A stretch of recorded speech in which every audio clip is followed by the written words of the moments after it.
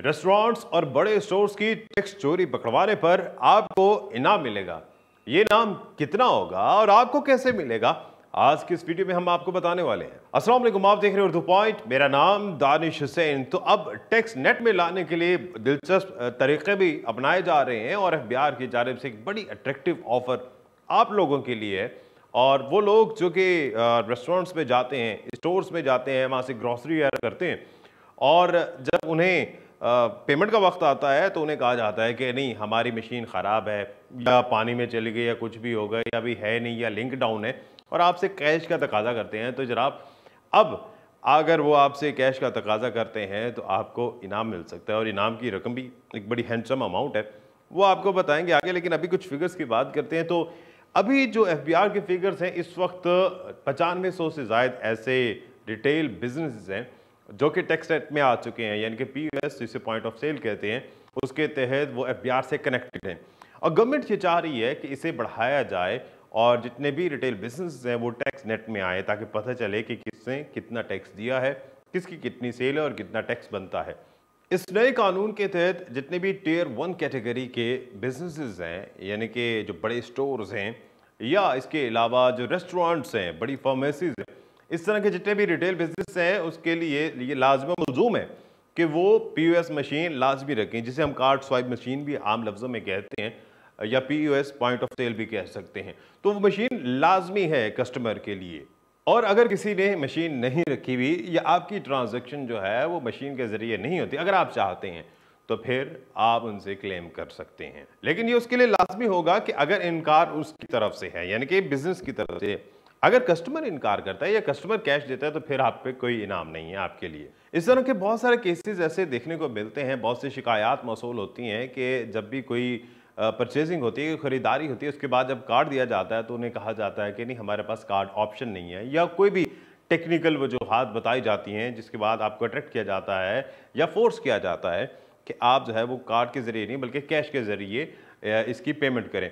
इसी तरह की एक केस थ्योरी जो है वो उर्दू न्यूज़ ने भी शाया की और उसमें उन्होंने कहा कि एक कस्टमर है, वो रेस्टोरेंट में जाते हैं इस्लामाबाद के, और जब वो कार्ड देते हैं तो उन्हें फोर्स किया जाता है उनके मुताबिक, उस कस्टमर के मुताबिक, कि आप कैश में ट्रांजैक्शन करें। तो जब वो कैश में ट्रांजैक्शन कर लेते हैं, उन्हें रसीद दी जाती है।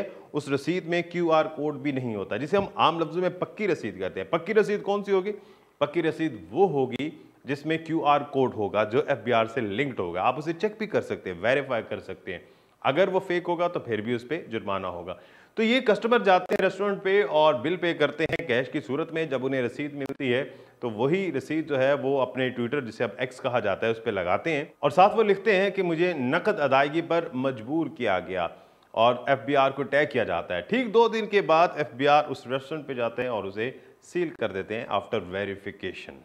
क्योंकि इसमें हुआ क्या, एक तो कैश अदायगी पर मजबूर किया गया, उसके बाद जो क्यूआर कोड था या जो रसीद थी वो एफबीआर से लिंक्ड नहीं थी। लेकिन अब सील या जुर्माना नहीं होगा, बल्कि रिपोर्ट करने वाले को भी अच्छा खासा इनाम मिलेगा। वैसे ये जो कस्टमर जिनके बारे में खबर भी आई उर्दू न्यूज़ पे, ये तो इन्होंने ट्विटर पे लिखा या एक्स पे लिखा, तो शायद इन्हें तो इनाम नहीं मिला होगा। लेकिन आप अगर प्रॉपर वे से चलेंगे तो आपको इनाम भी मिलेगा। उसके लिए आपको क्या करना है, आपने आसान टैक्स ऐप डाउनलोड करनी है। आसान टैक्स ऐप डाउनलोड करने के बाद अगर आपके साथ कुछ ऐसा होता है, आप वहां पर रिपोर्ट करेंगे और रिपोर्ट करने के बाद अगर वो गिल्टी हुए, वो वेरीफाई करेंगे, तो फिर आपको इनाम की रकम दी जाएगी और उस रेस्टोरेंट या उस कारोबार, जो भी वो कारोबार है, उसके खिलाफ भी तादीबी कार्रवाई होगी। इस नए कानून का इतलाक जो है वो 25 अक्टूबर से इस्लामाबाद से हो चुका है। यानी कि जो इस्लामाबाद है, कैपिटल टेरिटरी में लोग रह रहे हैं, अगर उनके साथ कुछ ऐसा होता है तो वो इनाम की रकम वसूल कर सकते हैं। बाकी मुल्क के जो लोग हैं या दीगर सूबों के लोग, वो 30 नवंबर के बाद इस सहूलत का फ़ायदा उठा सकते हैं, क्योंकि 30 नवंबर के बाद दीगर जितने भी सूबे हैं, पंजाब समेत या सिंध, बलोचिस्तान, खैबर पख्तूनख्वा, पूरे पाकिस्तान में 30 नवंबर के बाद ये ऑफर जो है वो इम्प्लीमेंट हो जाएगी और उसके बाद आप भी इस ऑफर का फ़ायदा उठा सकते हैं। आप अक्सर फार्मेसी पे जाते हैं, वहाँ पर लिखा होता है कि 10% डिस्काउंट। जब आप वो दवाइयाँ ख़रीद लेते हैं तो उसके बाद कार्ड देते हैं तो वो कहते हैं नहीं, ये डिस्काउंट आप जो है वो कार्ड पे नहीं ले सकते, आप कैश में ट्रांजेक्शन करेंगे, कैश में आप देंगे तो फिर आपको ये 10% डिस्काउंट मिलेगा।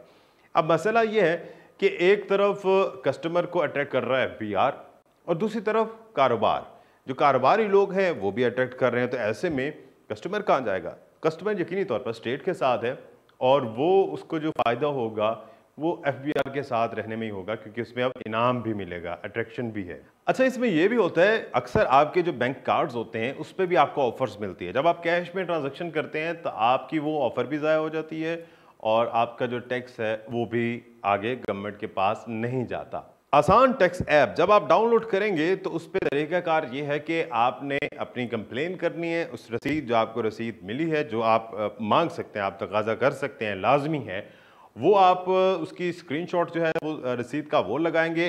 रेस्टोरेंट, स्टोर, जो भी बिजनेस है जिसके बारे में आप रिपोर्ट कर रहे हैं, जिसके खिलाफ, उसकी तस्वीर लाजमी है। ये तस्वीर, रसीद की तस्वीर और साथ अपना अकाउंट नंबर, ये भी लाजमी देना। अकाउंट नंबर क्यों देना? अरे भाई, आपके जो पैसे होंगे ना, जो इनाम की रकम होगी, आपके अकाउंट में ही तो आएगी। और इनाम की रकम कितनी, अब इस पे आ जाते हैं। तो लेट्स सपोज आपने 5,000 की ट्रांजैक्शन की है, आपसे कैश में पेमेंट हुई है, रसीद भी कच्ची मिली है, यानी कि उसमें QR कोड नहीं है या वो लिंक्ड नहीं है FBR से, तो आपको 5,000 की जगह 10,000 मिलेंगे। 10,000 है तो फिर आपको 20,000 की इनामी रकम आपके अकाउंट में आएगी, लेकिन पहले वो वेरीफाई होगा कि केस ठीक है और वाकई आपसे तकाजा किया गया और आप ने मजबूरन कैश दिया।